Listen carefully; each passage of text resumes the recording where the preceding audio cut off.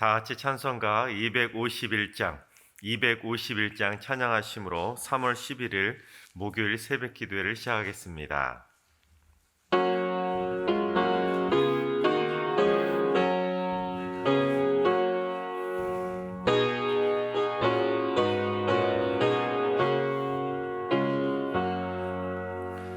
놀랍다 주님의 큰 은혜, 우리의 죄를 속하시려 갈보리 십자가 위에서 어린 양 보혈을 흘렸네.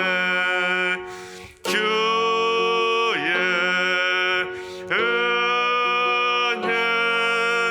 우리의 죄를 다시 섰네. 주의 은혜 우리의 죄를 다시 섰네. 죄악은 성난 파도같이 우리 영혼을 위협하나 헤아릴 수 없는 주 은혜 십자가에서 보이셨네. 주의 은혜 우리의 죄를 다시 섰네. 주의 은혜 우리의 죄를 다시 섰네. 죄악에 물든 영혼들을 주께서 피로 씻으시네. 지금도 흐르는 그 피에 눈보다 더히게 씻으라. 주의 은혜 우리의 죄를 다시 섰네. 주의 은혜 우리의 죄를 다시 섰네.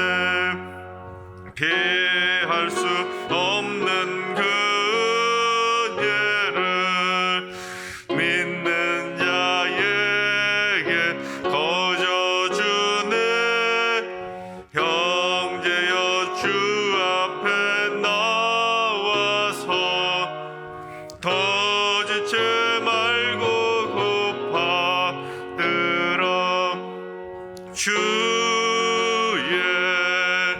은혜 우리의 죄를 다시 섰네. 주의 은혜 우리의 죄를 다시 섰네. 아멘. 다 같이 한 마음으로 하나님께 기도하며 나아가시겠습니다. 주님, 이 나라의 의사와 간호사 등 이 땅의 의료진들을 위해서 기도합니다. 코로나 장기화로 인해 지쳐있는 방역 담당 의료진들에게 새 힘을 공급해 주시고 절대로 감염되지 않도록 눈동자처럼 지켜 주시옵소서.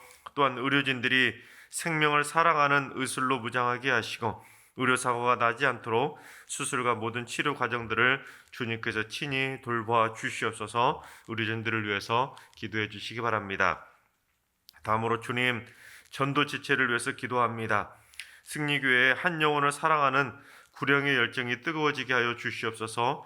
주님의 지상명령에 가장 순종하는 뜨거운 전도자들이 되게 하시고 교회 주변에 새롭게 입주하는 영혼들을 인도해 주셔서 승리교회로 등록할 수 있도록 인도해 주시며 전도지체가 복음을 위한 축복의 통로로 귀하게 쓰임받게 하여 주시옵소서. 승리의 전도 지체를 위해서 기도해 주시기 바랍니다.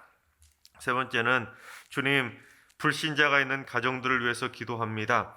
특히 복음을 거부하고 교회의 부정적인 생각이 강한 가족들의 마음을 녹일 수 있도록 우리 성도들이 먼저 삶의 믿음의 본이 될 수 있도록 주님 역사해 주시옵소서. 또한 불신 가족의 구원을 위해 간절한 마음으로 기도하게 하시고 반드시 천국 잔치 함께 참여하는 믿음의 가정들이 되게 하여 주시옵소서. 믿지 않는 식구들을 위해서 기도해 주시기 바랍니다. 이 시간 3분 정도 세 가지 기도 제목으로 함께 통성으로 기도하시겠습니다. 기도하십니다.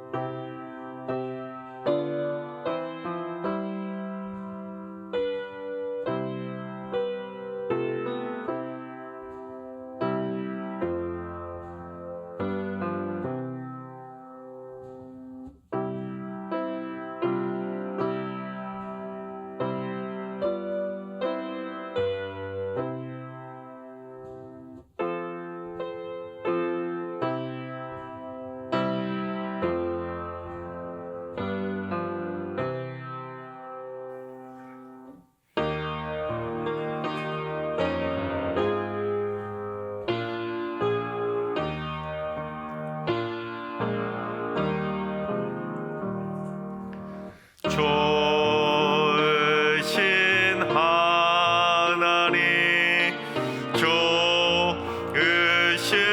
하나님, 참 좋으신 나의 하나님,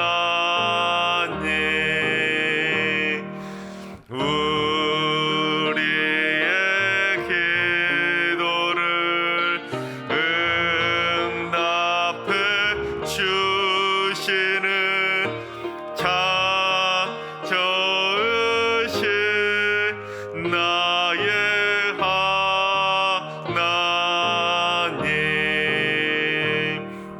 한없는 은혜를 우리에게 주시는 참 좋으신 우리의 하나님.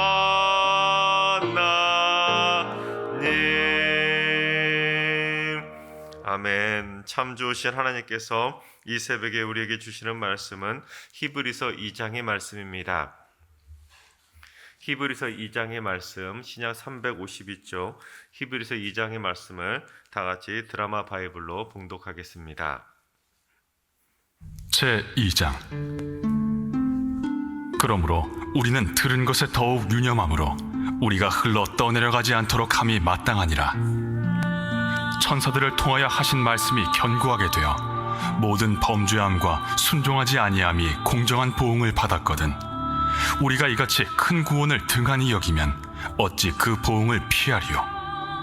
이 구원은 처음에 주로 말씀하신 바요 들은 자들이 우리에게 확증한 바니 하나님도 표적들과 기사들과 여러 가지 능력과 및 자기의 뜻을 따라 성령이 나누어 주신 것으로서 그들과 함께 증언하셨느니라. 하나님이 우리가 말하는 바 장차 올 세상을 천사들에게 복종하게 하심이 아니니라.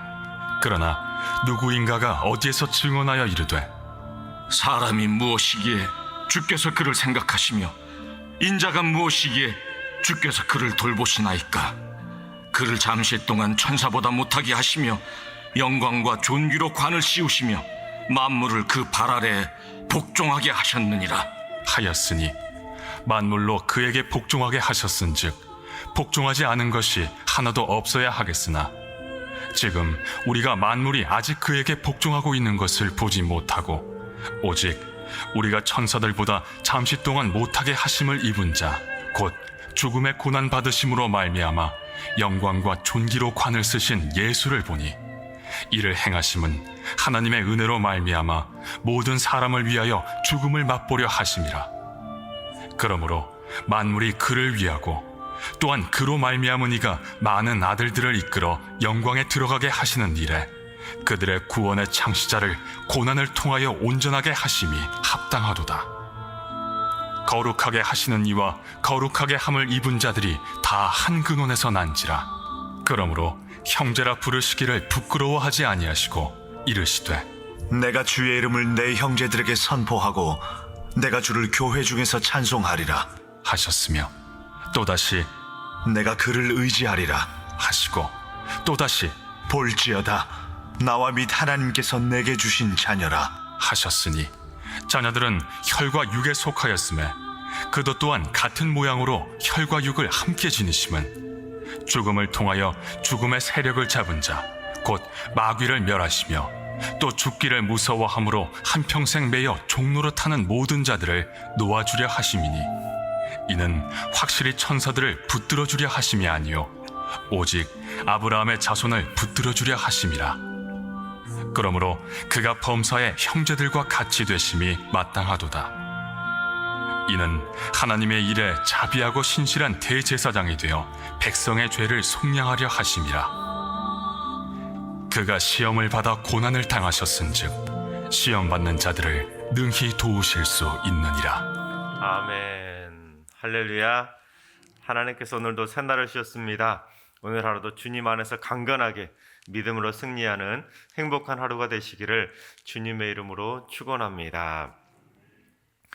지금 히브리서를 다루고 있는데 히브리서는 레위기처럼 참 해석하기도 어렵고 읽기도 어려운 본문 가운데 하나입니다.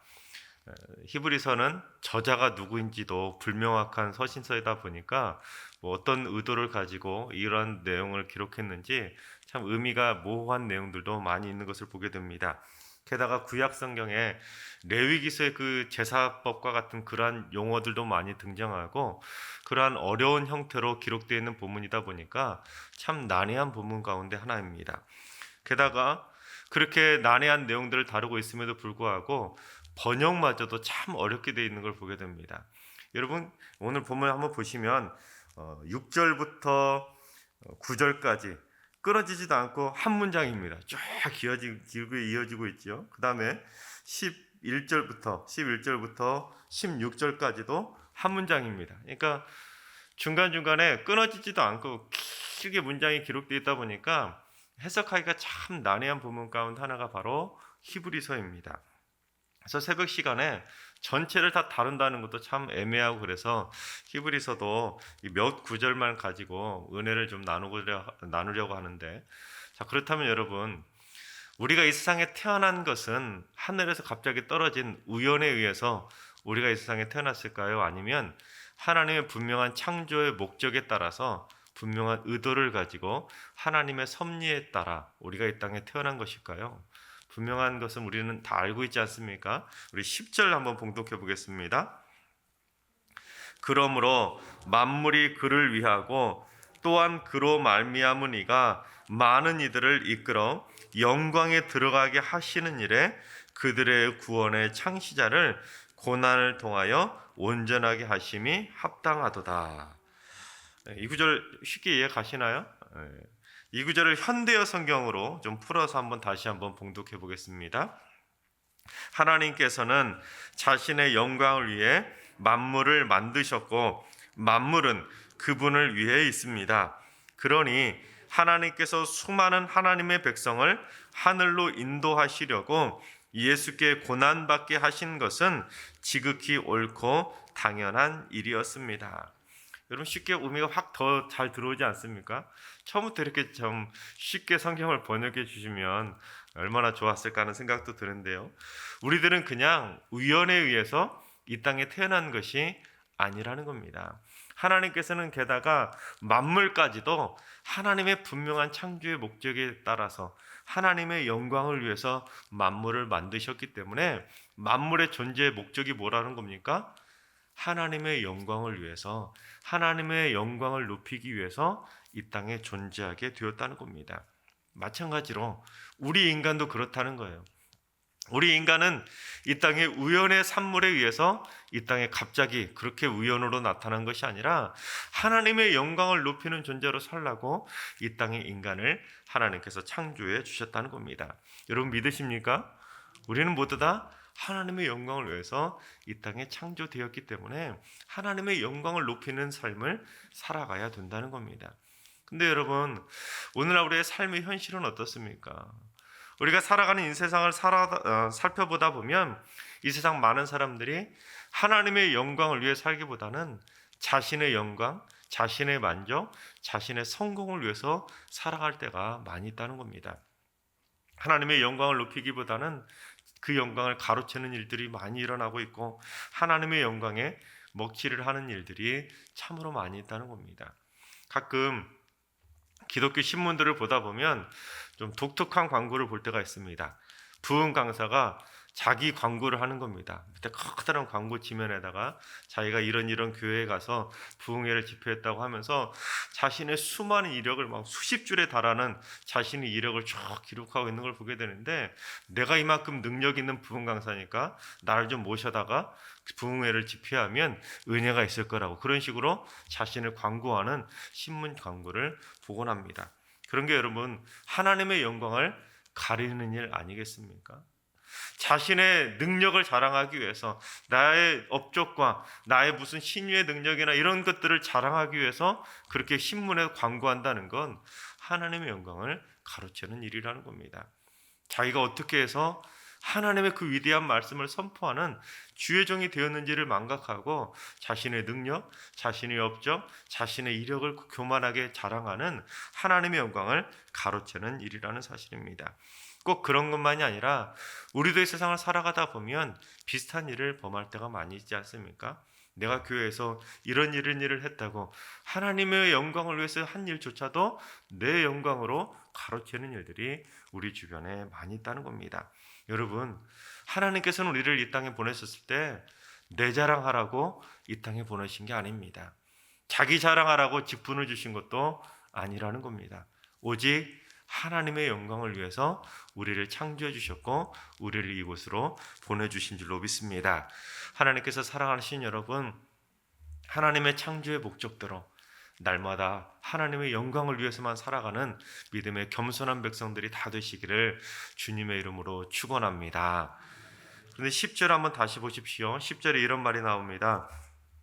많은 아들들을 이끌어 영광에 들어가게 하시는 일에 그들의 구원의 창시자를 고난을 통하여 온전하게 하심이 합당하다. 계속 엔드가 나오는데, 많은 아들들이 누구일까요?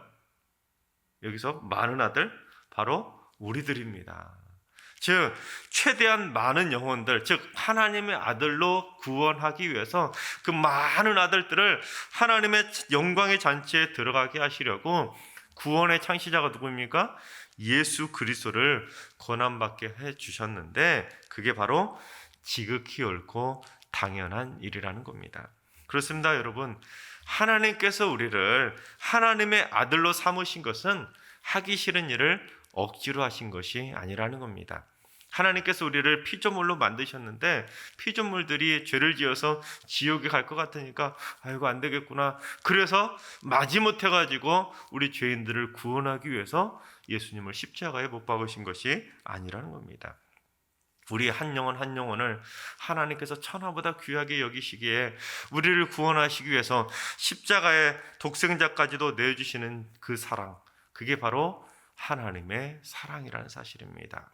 여러분, 만약에 하나님께서 그런 하나님이 아니시라면 우리가 구원받을 수 있을까요? 어림도 없는 일이라는 겁니다. 여러분, 만약에 하나님께서 하나님의 성품이 속 좁은 우리의 모습이라면 우리가 구원받을 수 있을까요? 속 좁은 인간들의 모습처럼 우리를 보기 싫다고 꽁 하고 있거나 꼴도 보기 싫다고 저리 가라고 그런 속 좁은 마음으로 하나님의 마음이 그렇다면 우리가 구원받을 수 있을까요? 우리가 하나님 앞에서 얼마나 잘하는 일이 있다고 우리가 구원받을 수 있겠습니까? 하나님의 성품이 만약에 그렇다면 우리는 절대로 구원받을 수가 없다는 겁니다. 여러분, 하나님께서 내 성질 안 닮으신 거 감사해야 되는 겁니다. 우리의 모습대로 하나님의 그렇게 이 세상을 창조하셨다면 이 세상에 살아남을 사람이 누가 있겠습니까? 하나님께서는 독생자 예수 그리스도까지도 아낌없이 이 땅에 보내주셔서 우리 속 좁은 인간들을 구원하기 위해서 그 물과 피를 다 쏟으시기까지 사랑해 주시는 그 사랑이 있었기에 오늘날 우리가 여기에 있다는 사실입니다. 그 사실에 감사할 수 있게 바랍니다. 그러기 우리는 아무 공로 없이 그 십자가 사랑에 구원받는 하나님의 아들들이 된 줄로 믿습니다.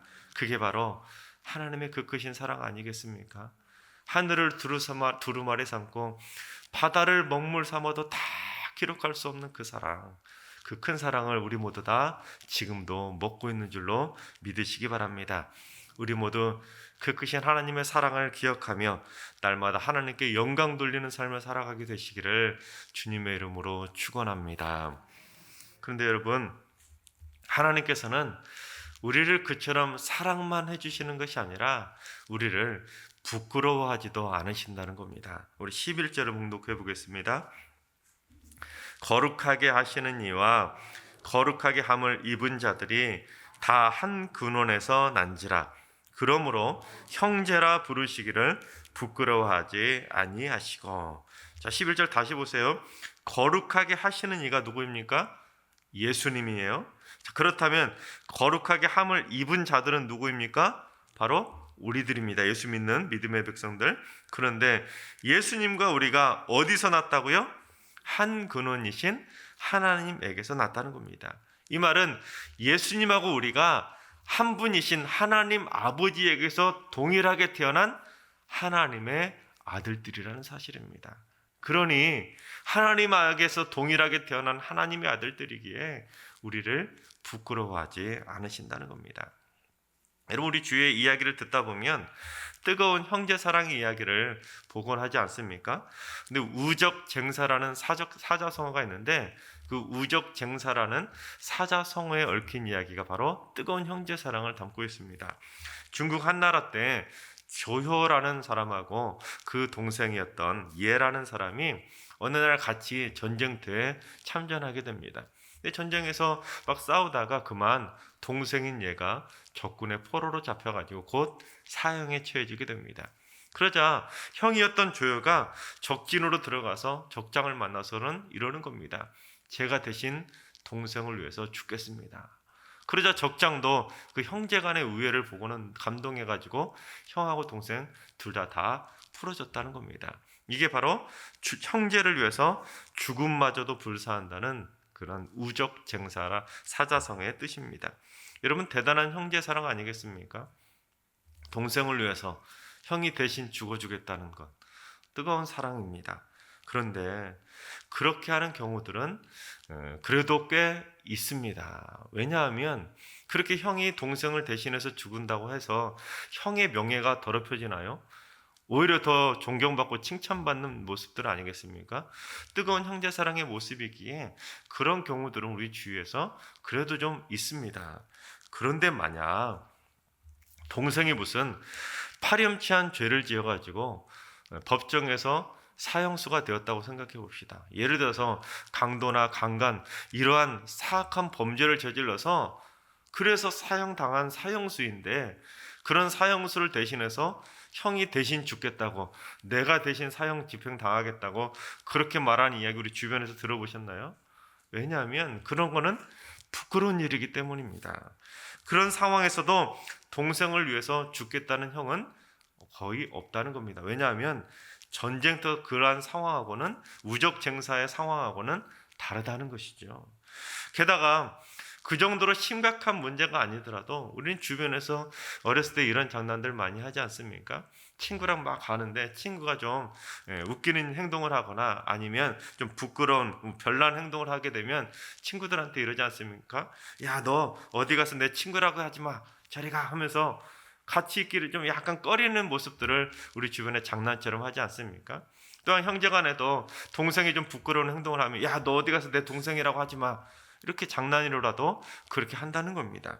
그런데 아무리 가족이든 형제든 아들이든 친구들이든 우리가 부끄러운 행동을 하면 창피해서라도 그 순간만큼은 같이 있기 싫은 부끄러운 모습일 때가 있는데, 특히 체면 문화에 익숙한 우리나라 사람들은 특히나 더 부끄러운 행동을 보면 같이 있기 싫어합니다. 그런데 주님께서는 우리가 그 어떤 삶을 산다 할지라도, 심지어 아무리 끔찍한 흉악한 범죄인이라 할지라도 십자가상의 강도처럼 우리를 끝까지 사랑해 주신다는 겁니다. 심지어 우리가 그 죄 때문에 부끄러움을 당해야 되는데 주님께서 우리를 대신해서 십자가에서 물과 피를 쏟으신 것만이 아니라 발가 벗겨져서 그 모든 수치와 부끄러움을 대신 감당해 주시는 그 크신 사랑을 우리를 위해 보여주셨다는 겁니다. 기꺼이 자신의 몸을 내던져서 우리의 부끄러움을 대신 덮어 주셨다는 겁니다. 그렇습니다, 여러분. 주님께서는 우리가 그 어떤 죄악을 저지른 죄인이라 할지라도 우리의 죄를 덮어주시는 사랑의 하나님이시라는 사실입니다. 마땅히 할 일을 하셨다는 것이죠. 그걸 바로 오늘 본문 히브리서가 강조하고 있는 것입니다. 그게 바로 진짜 십자가의 은혜인 줄로 믿습니다.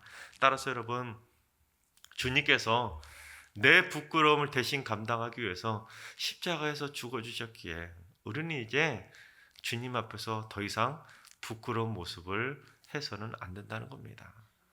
주님께서 나를 위해서 그 부끄러움을 다 감당해 주셨는데, 그런데도 불구하고 앞으로도 계속 주님 앞에서 부끄러운 모습을 한다면, 주님이 보시기에 정말로 안타까운 모습으로 살아간다면 우리가 염치가 어디 있겠습니까? 그게 바로 염치 없는 모습 아니겠습니까?